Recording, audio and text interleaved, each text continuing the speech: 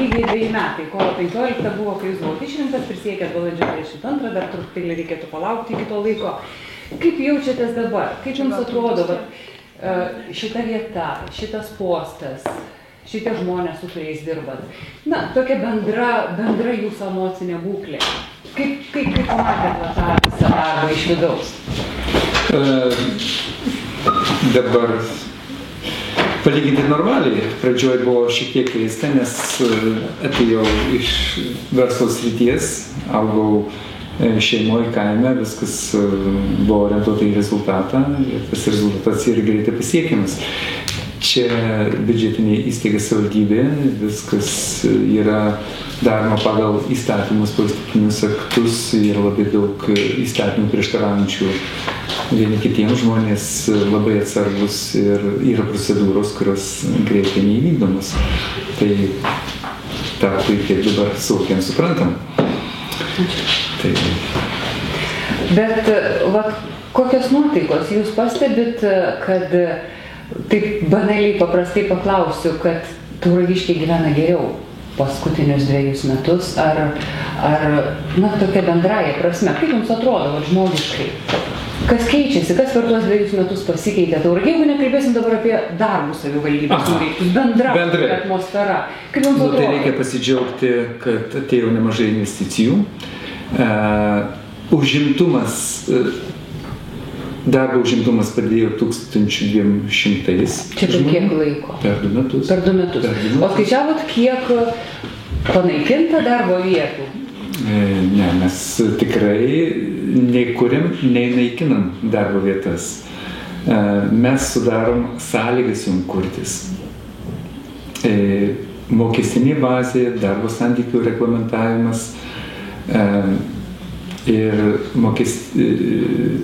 verslo aplinkos įstatymai yra priimami Vilniuje. Vyriausybė, ministerijos, Seime. Ir mes negalim pasakyti, kiek reikia mokėti atlyginimo. Atlyginimus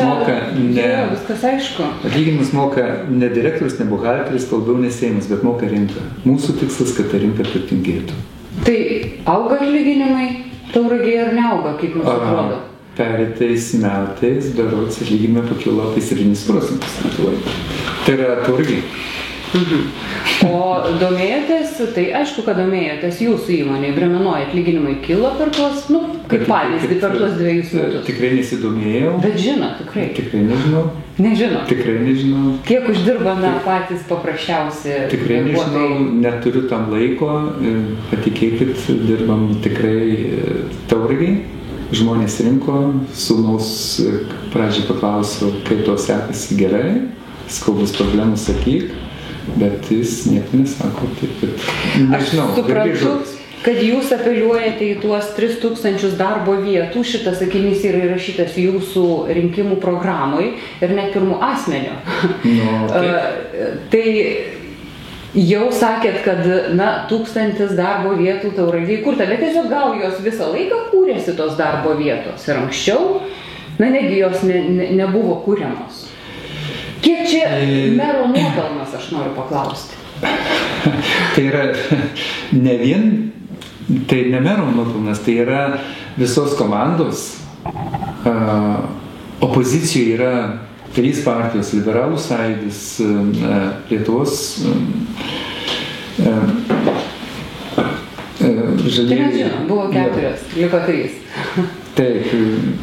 Tokia plona riba dabar. Yra konservatoriai ir yra daug nepartinių žmonių. Pirmą kartą, noriu pabrėžti, savivaldybės įmonių valdyboje yra nepartiniai žmonės ir įvairių partijų žmonės. Ir iš 5 nuostolingų įmonių 3 pradėjo dirbti pelningai.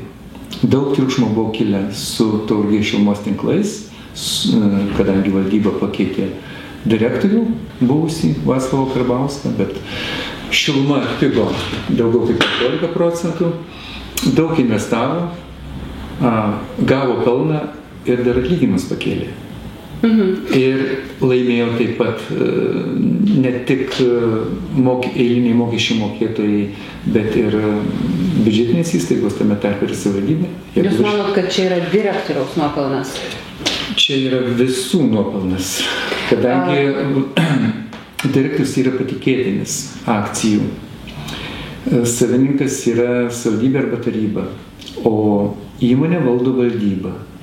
Žemiau valdybos yra direktorius. Tai vat, ta hierarchija, kuri buvo eliminuota anksčiau ir valdydavo vieną partiją, tai jinai pakeista ta sistema.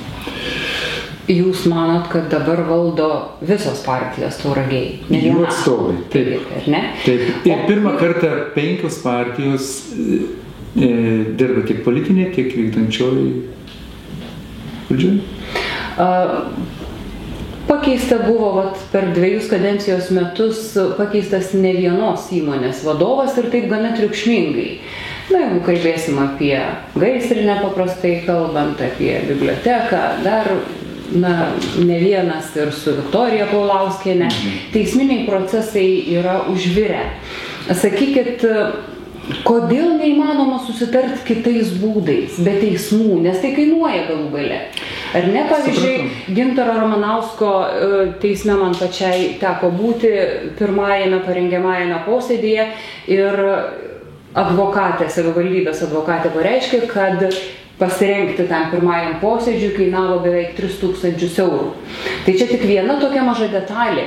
Ar jūs domėjotės, kiek kainuoja pasirengti ir kiek savivaldybė jau sumokėjo šiemet Sorainen advokatų kontorai? Patikėkit, į šitas smulkmenas tikrai nesigilinom. Jūs manote, kad smulkmenas?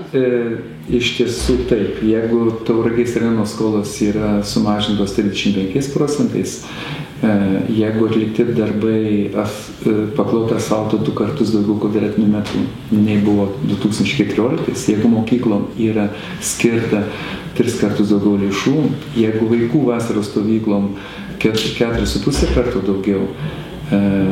Tai išlaidos teisininkams yra smulkmenos, vadinasi. Jeigu 4 sporto salės yra suremontuotos, 3 įrengtas profesionalus sportinis parketas ir dar 7 kaimiškose seniūnijose, tai yra tas padaryta dėka administracijos bendro darbo ir vadovaujant administracijos direktoriui Modestui Petraičiui. Tai lietuviai yra darbštūs žmonės, kaip ir mūsų krašte, yra labai darbštūs, pareigingi ir nori tvarkos. Bet tą tvarką reikia pradėti daryti nuo savęs. Tai atleidžiant įmonių vadovus, ar gerai? Ne kiekvienas nori pradėti nuo savęs. Ir jeigu jis tos tvarkos nedaro, tada už padarytus pažeidimus jie yra atleisti žmonės. Ir tada žmogus, nesuprasdamas, jisai kreipiasi į teisinę sistemą. Bet Butų ūkio direktorė nebuvo atleista už pažeidimus. Tiesiog jai pareikštas nepasitikėjimas. Ir susidarė toks įspūdis, kad vienas po kito vadovas yra atleidžiami. Tai dar aš noriu akcentuoti, kad virš savivaldybės įmonės turi direktorius. Virš direktorių yra valdyba. Iš įvairių partijų ir nepartinių profesionalų. Toliau akcijų patikėtinis yra administracijos direktorius. Ir tada tik taryba yra. Tai jeigu jie mato, kad tą reikia padaryti, jie ir pakeičia. Bet jūs savo nuomonę pareiškite, atleidžiant, savivaldybės kontroliuojamų bendrovių vadovus, kai kuriuos, priimant, sakysim, laikinaisiais vadovais, kitus asmenis, jūs savo nuomonę pareiškite šitų žmonių atžvilgių, ar ne? Atsiklausti, bet dar kartą sakau, kiekvienas žmogus turi atsakyti už savo darbą ir jeigu tai yra valdyba ir mato, kad reikia atleisti, kaip gali meras prieštarauti valdybos nuomonę? Ne prieštarauti, tik išsakyti savo nuomonę. Jūs ir sakėte savo nuomonę šitų apskritai atleidžiamų žmonių atžvilgių. Savo nuomonę pareikščiau, bet šiaip bet kokiu atveju tai yra priėmimas politinis, tai yra ir tam sprendimui pritarimą duoda ir atskiros partijos. Kaip su Tauragės vandenų nuostoliu? Jis, kiek žinau, yra apie 2 milijonus eurų. Domėjotės, iš kur tas nuostolis, kaip galima žmonėm paaiškinti? Turim, kaip minėjau, 5 įmonės, 3 dirba pelningai ir 2 nuostolingai. Na, autobusų parkas turbūt turi išskirtinumą, jis niekuomet turbūt nedirbs pelningai, bet turim ir Tauragės vandenis. Tai kas atsitiko? Kas ten yra? Tauragės vandenų finansiniam rodikliam turi įtakos daromos investicijos ir, kaip žinom, tai yra padarytos didžiausios investicijos būtent į šitą savivaldybės įmonę. Mes puikiai žinom, kiek yra įdėta milijonų į geriamo vandens, kanalizuojamo vandens sistemas, į siurblinės po visą rajoną ir Ryžių nuotekų stotį. Tai įtakoja eksploatacinės išlaidos, amortizacinės skaitimai. Taip, bet valdyba kalba, vadovai mąsto ir tikėsimės, kad ateityje. Bet valdyba pasitikė šituo vadovu, nes nuostolis tai sunkiai protu suvokiamas. Nuostolis jisai buvo ir anksčiau. Bet tokio niekada nebuvo. Investicijos yra padarytos tikrai labai didžiulės ir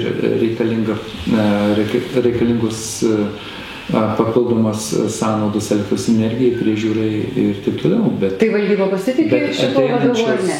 Ateinančios investicijos ne tik darbo vietas kuria, bet ir duos pajamų tai pačiai savivaldybės įmonei.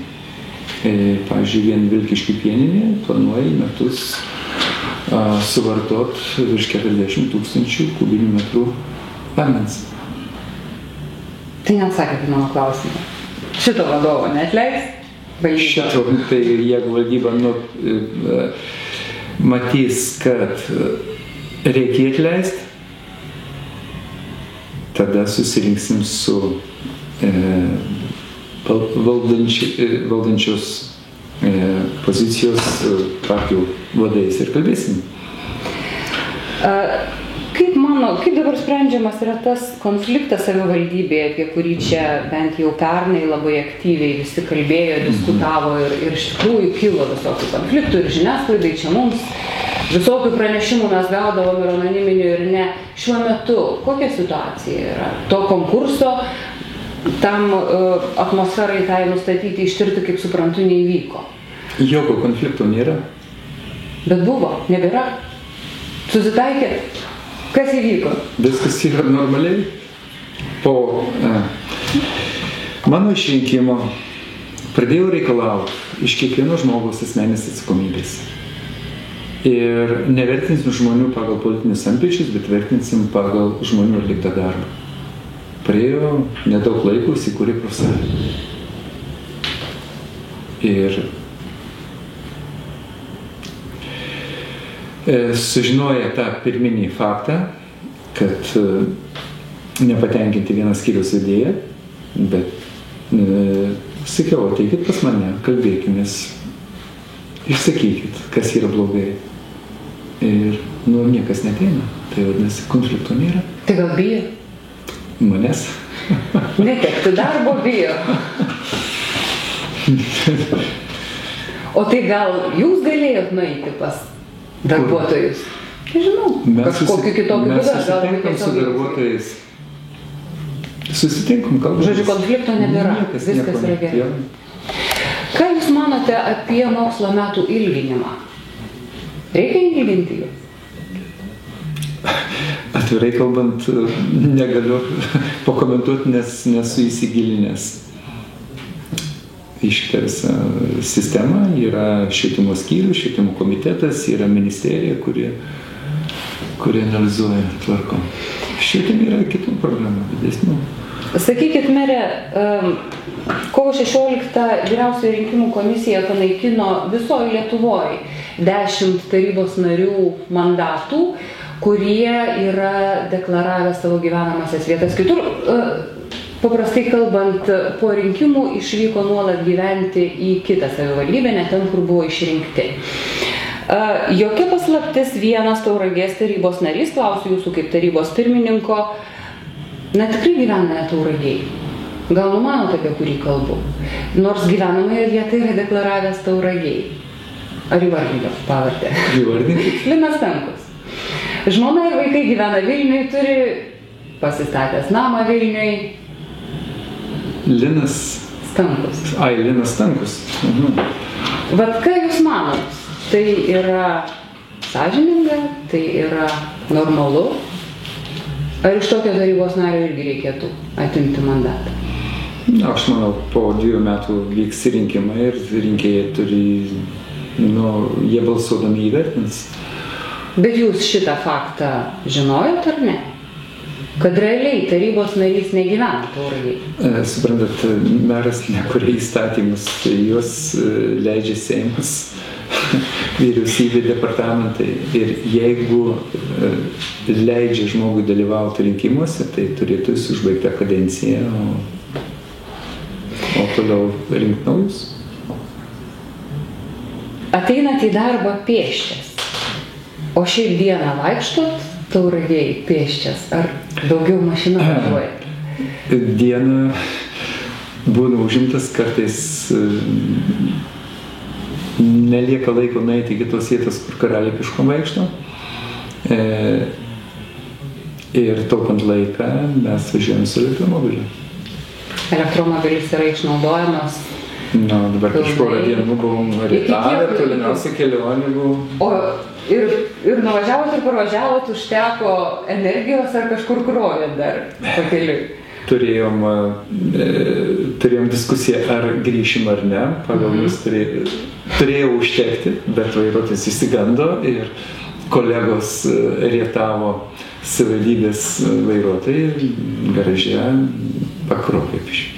Tai čia kiek kilometrų būtų iki Rietavo ir atgal, kiek užteko jums tos galios? Šiaip jis nebuvo pilnai pakrautas automobilis, bet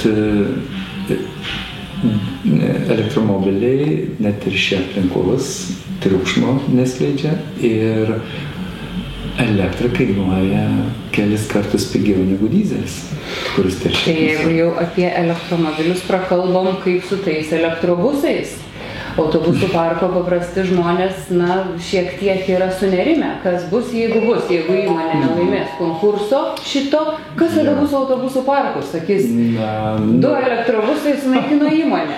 Gali tai būti? Jeigu nieko nedarytų, net valdyba direktorius, kurie tikrai mąsto teisingai ir tai tada tikrai subankrutuotų. Bet tikrai turi pertvarkas atnaujint parką, sumažint sąnaudas. Tai jau sakė, sumažino tas sąnaudas kiek įmanoma. Taip, bet ir tikiu, kad Tauragės autobusų parkas išliks stiprus, konkurencingas toje aplinkoje, kuri teikia pigesnės paslaugas, ir tarybos nariam bus aiškiau kelt rankas ir skiriant pinigus pagal neaišku ką dengiant nuostolius. Bet jeigu įmonė nelaimės konkursą, jūs svarstėt? Matot, dar kartą pabrėšiu, įstatymus išleidžiam ne mes. Mes turim valstybės kontrolės ir kainų konkurencijos tarnybos raštus ir iš tiesų, tai yra, jeigu rinkoje yra teikiamos paslaugos, savivaldybė negali užsiimti verslu. Jūs manot, kad jūs pasakėt, kad autobusų parko veikla nuostolinga, argi tai verslas? Tai gal labiau socialinė įmonė, socialinės paslaugas teikianti įmonė? Jeigu būtų galima tą padaryti skaidriai ir viešai, pilnai tikiu, kad sutaupytų labai dideli pinigai, kuriuos būtų galima skirti tiesiogiai socialiniai paramai tiem žmonėm, kuriem jos reikia. Bet atvežti vieną vaiką ir iš kaimo reikia, juk, logiškai mąstant, tai niekada nebus pelninga. Ne, kad pelninga. Kad net atsipirks, tai neįmanoma. 20 minučių ir 3 sekundės mūsų pokalbis tęsiasi, tai kadangi jau toks nurodymas buvo, sakykit, kodėl jūs taip sunku prisikalbinti gyvam pokalbį, gyvam interviu? Ar čia tik mums sunku, ar visom žiniasklaidos priemonėm? Palaukit, o čia jums dabar buvo sunku susitarti su manim? Šį kartą lengviau, bet esate atsakęs ir neigiamai, ne kartą. Patikėkit, meras tikrai turi ką veikti ir, pasiliek kur po darbo ir šeštadienį, sekmadienį nėra išeiginių. Dokumentų valdymo sistema. Visi dokumentai, kurie gauname, išsiunčiami, jie ateina merui, reikia juos peržiūrėti. Daugelį reikia peržiūrėti, priimti sprendimus, pasirašyti. Neturit laiko.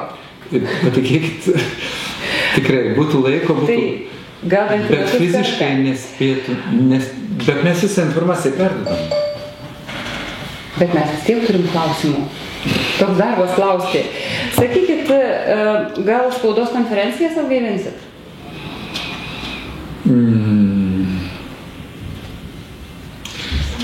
Nežinau, pasvarstysim, pažiūrėsim ir galbūt ir atgaivinsim. Jeigu rinkimai būtų dabar, po mėnesio, po 2, po pusmečio, kandidatuotumėt antrą kartą?